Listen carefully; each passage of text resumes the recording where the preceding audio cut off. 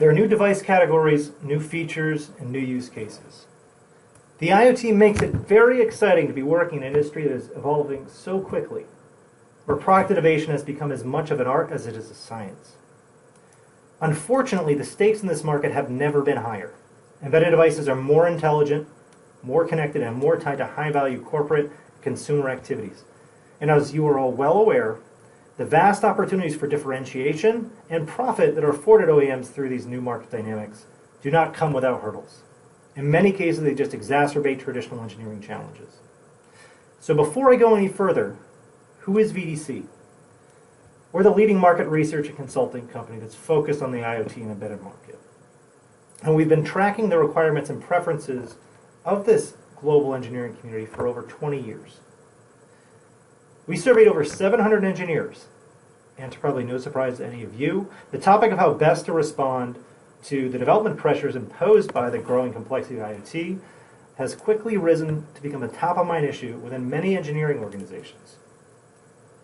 With these dynamics in play, it is incredibly important for organizations to reevaluate their development technologies and processes in order to ensure they can be as efficient as possible and ultimately to control costs. Over the course of this webcast, I'm going to discuss some of the leading trends and challenges that are impacting the market and also explore some of the technologies and opportunities we see helping organizations improve outcomes.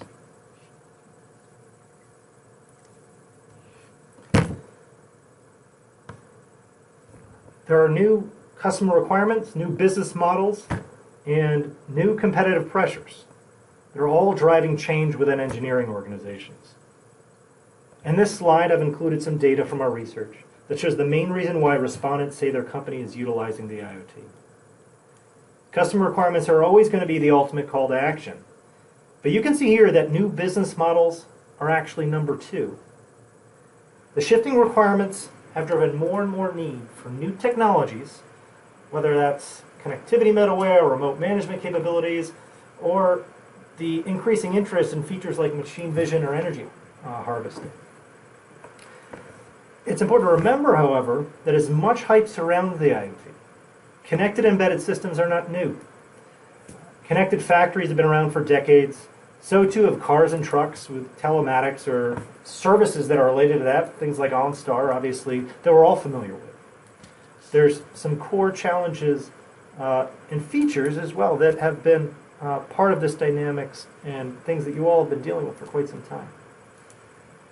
One thing that is now different is, I'd say when I look at the market, I would say that it's reached a bit of an inflection point. An inflection point in its pairing of increasing connected systems with corporate business directives and business models. The combination of these technical and business forces has created what you could best think of as a self-reinforcing cycle, driving greater adoption and investment in new technology.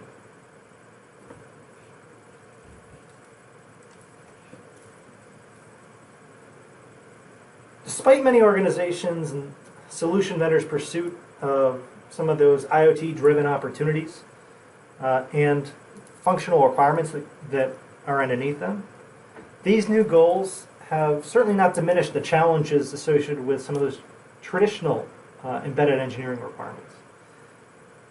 I think a great example of that is the fact that real-time response capabilities is still the #1 most commonly cited feature, or capability rather, with requirement in embedded projects in our survey.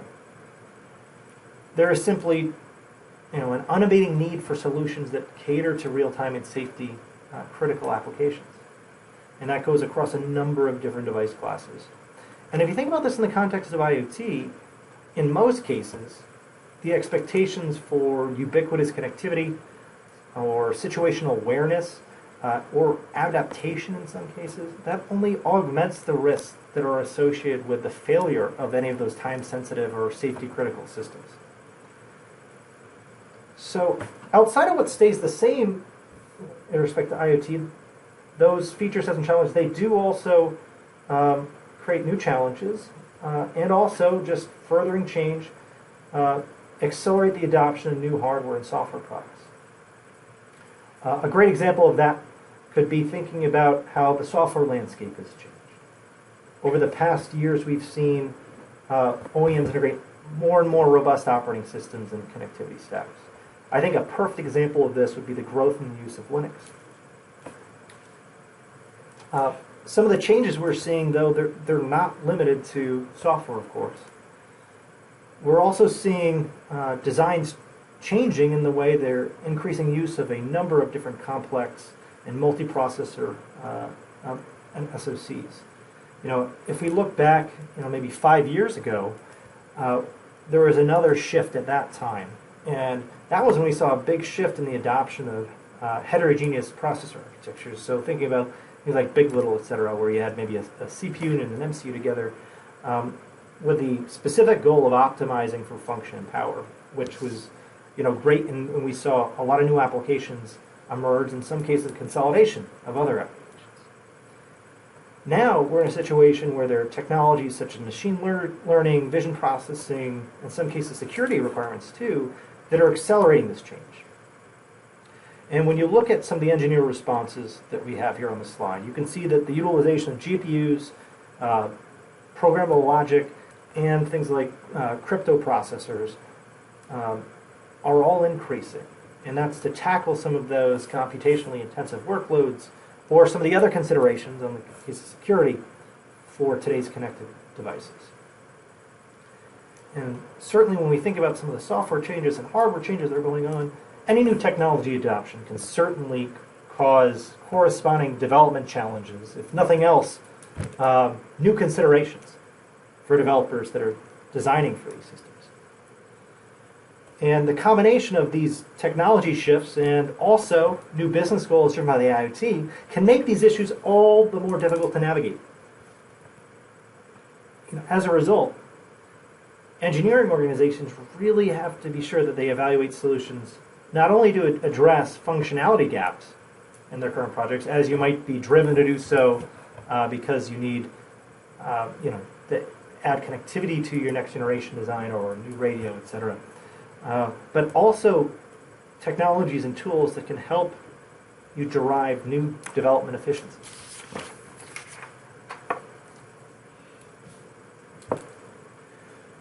And just getting to why we can't forget, development challenges and efficiencies is an issue here. On this slide, we're showing the results in our survey when we asked people to say, what was the largest overall challenge in their organization in developing IoT solutions? And obviously, IoT development is moving many organizations into uncharted territory where they lack the resources and or expertise to efficiently bring some of these IoT solutions to market. And certainly, as I mentioned, some of the new connectivity demands associated with IoT bring with them new or at least magnify some of the other challenges, like enabling greater security, improving cloud or IT integration. But regardless of some of these new variables, if you look at that, some of these top challenges, look at the top one, in fact, or even one a little bit further down the list, those aren't new challenges. And in terms of development resources and cost, they're still recognized among the largest challenges for IoT solution development. Certainly those new IoT-specific concerns are just exacerbating some of those traditional issues, but they are top of the list nonetheless. So given all that, how should OEMs think about improving their project outcomes?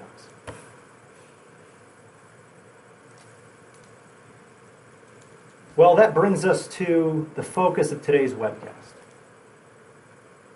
In order to more effectively measure the impact of technology choices on organizational costs, we created a model that is a total cost of ownership calculator.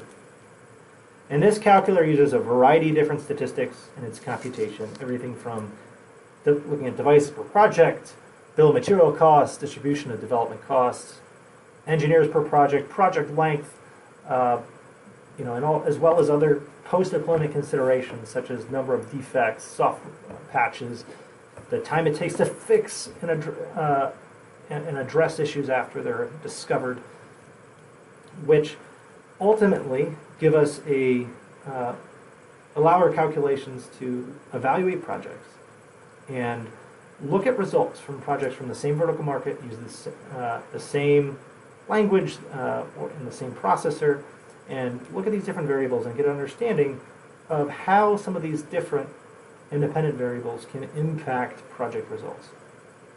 And when we look across those various inputs outlined on the slide, some of the statistics are strongly influenced by industry or demographic base in terms of what different technologies could be used or some of the other requirements. But other technology choices stood out as having significant effect on project outcomes. One area that stood out to us in our analysis was software development language choice. While there are a number of factors that can drive organizations to select a programming language, whether from memory requirements to in-house expertise to existing software assets, there are many projects for which companies could or should have those decisions influenced by total cost of ownership considerations.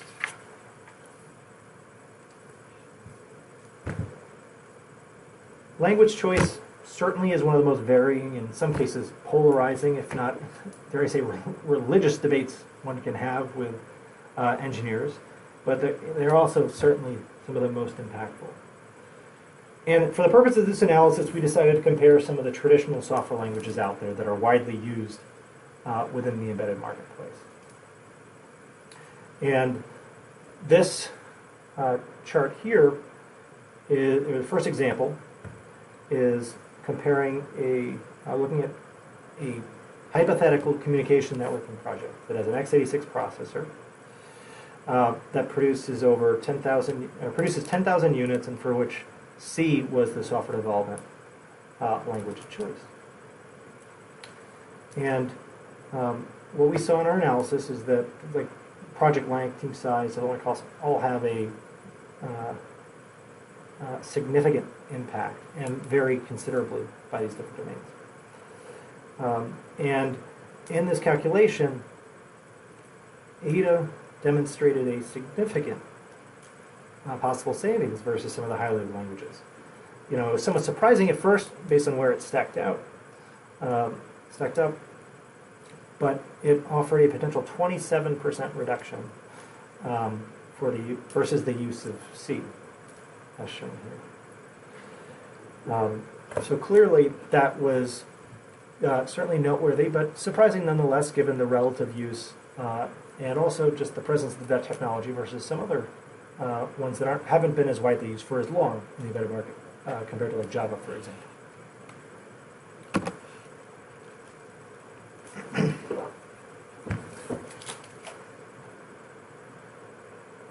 The results indicating cost savings for Ada repeated themselves across a number of different industries. In this next example, we're taking a look at A&D. This is a market where A&D has been a long time user of Ada, but the industry itself is quickly changing. You have a lot of PowerPC users traditionally that are now shifting to ARM. You know, it takes a long time for shift to happen in that marketplace, but certainly the moves by companies like Freescale and their own portfolio has caused some shifts. And also we've seen just a greater emphasis on cost-driven swap C considerations, as well as a focus on enabling agility through new methodologies and tooling. And so there's a lot of shifts in play where organizations are already showing a desire to move. And Ada once again demonstrated in this scenario the best possible savings versus some of the highlighted languages. Again, this is a project using C and an ARM processor in the industry.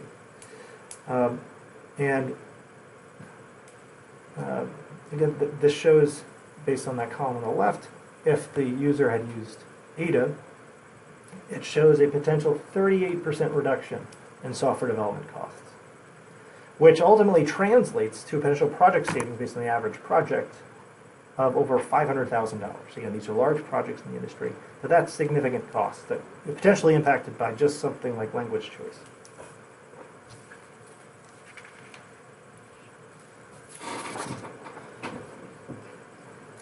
Obviously, in some cases, the benefits aren't as pronounced as from one to another. And And in this example here, we're looking at the automotive industry. Again, looking at one using ARM processor, using C for its current projects. And the development cost savings potential for moving C to Ada here is there, but it's also one where perhaps it's not as high to justify some of the changes. So, again, there can be a lot of different right answers in the pursuit of, I guess, the most optimal choice, or I guess the proverbial different ways to skin a cat for embedded engineering. But, and it is not always going to be the best choice. If you're looking at the skill sets in-house, etc., but clearly there can be a significant opportunity in some cases to make change.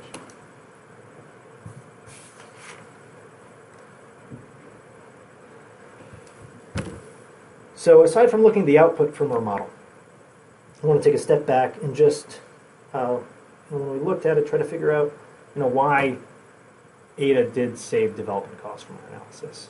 And in an effort to better understand some of those drivers, we identified 4 main factors that contributed to the favorable positioning. And the first of which being lower cost development resources.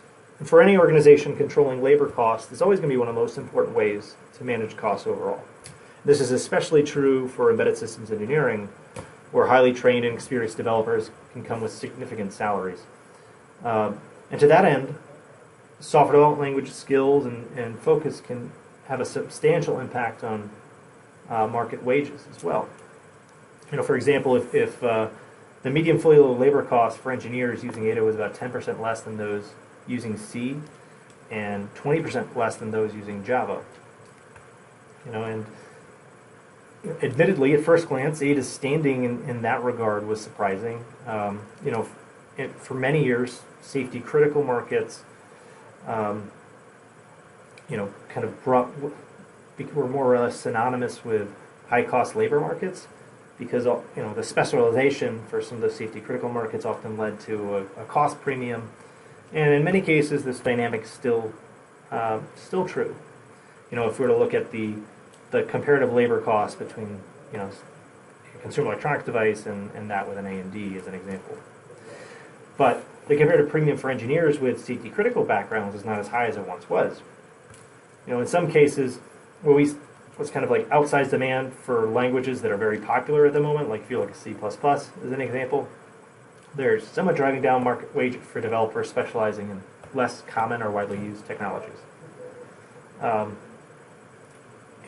I guess the other token is just overall, the increased use of languages like Java, which are traditionally more highly used in IT environments, somewhat have opened up labor markets and, based on just economic forces, depress salaries relatively comparatively to what the premium was for embedded software engineers in the past versus just your Joe IT Java developer.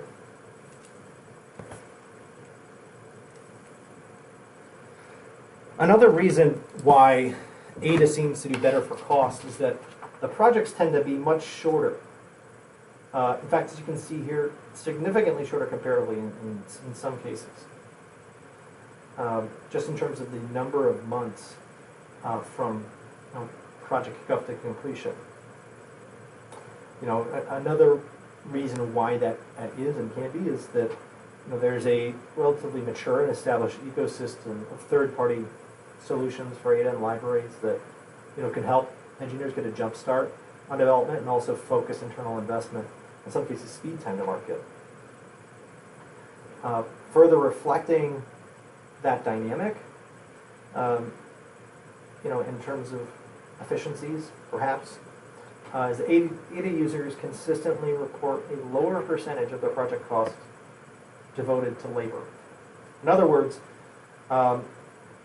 they can rely more so on commercial solutions to reduce some of the in-house operational expense or risk that can be associated with engineers and with project leads and such.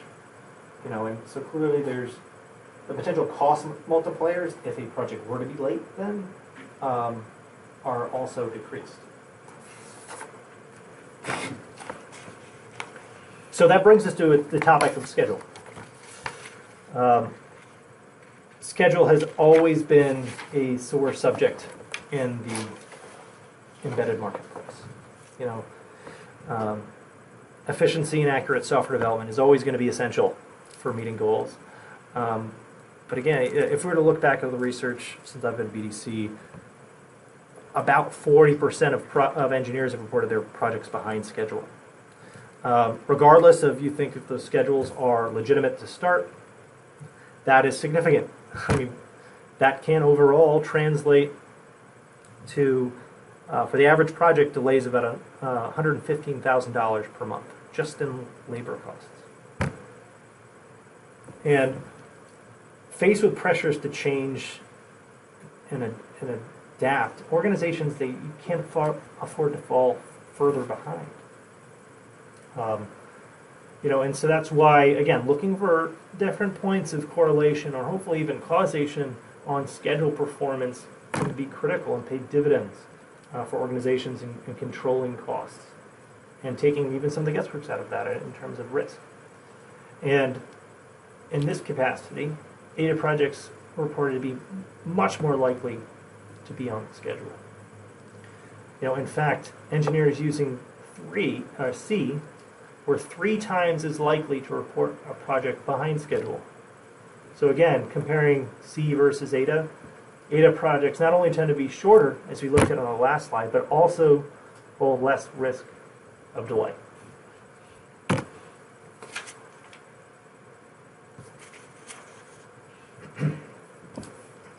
So despite the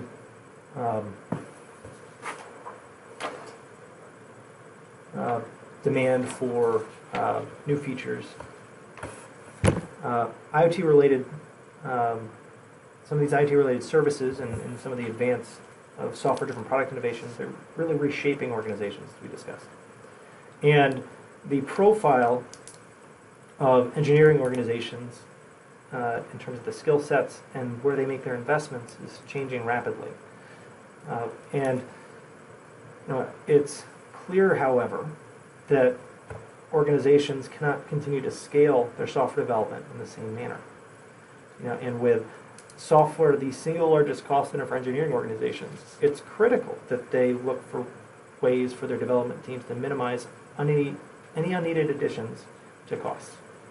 And ultimately to allow them to focus on their direct labor resources and new areas of differentiation, whether it be cloud and IoT or analytic functionality.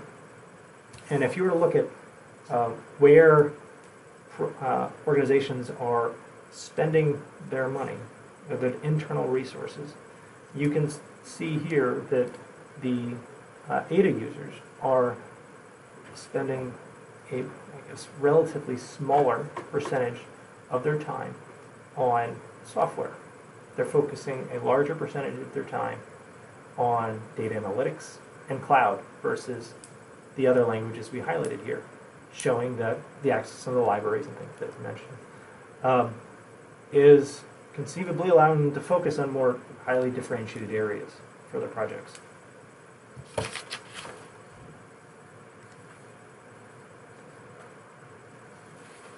So, looking further at how Ada helps.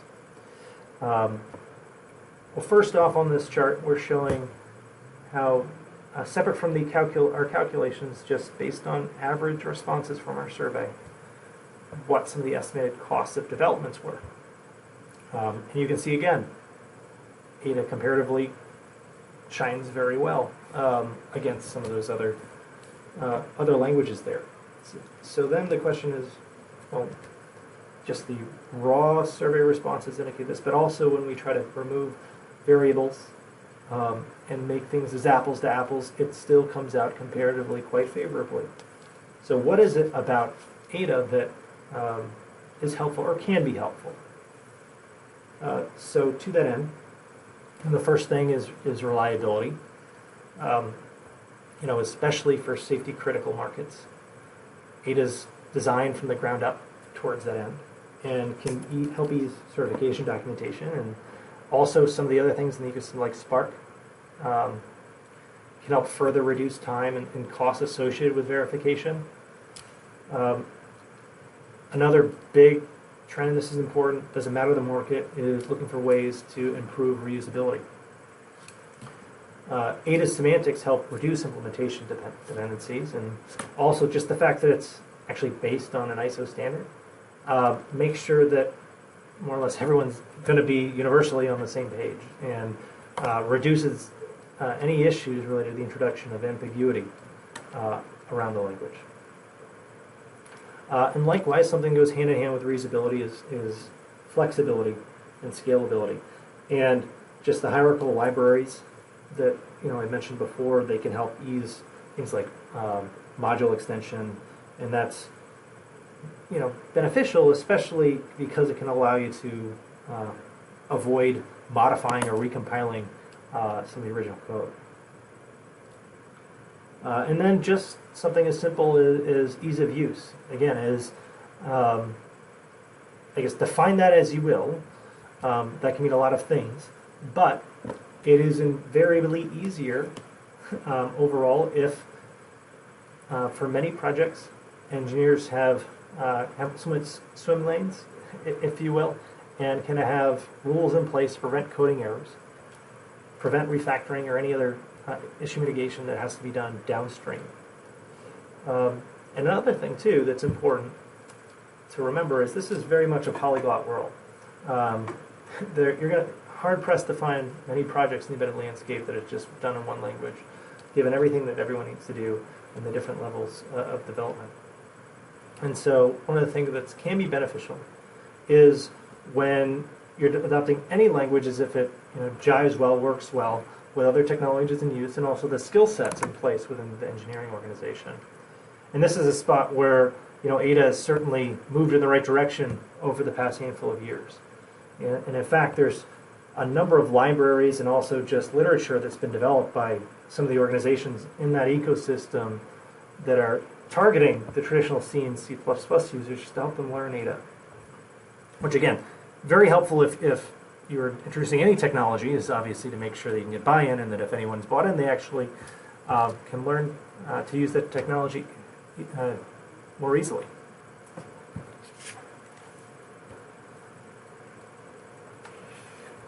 So that brings us to some final summaries and takeaways here.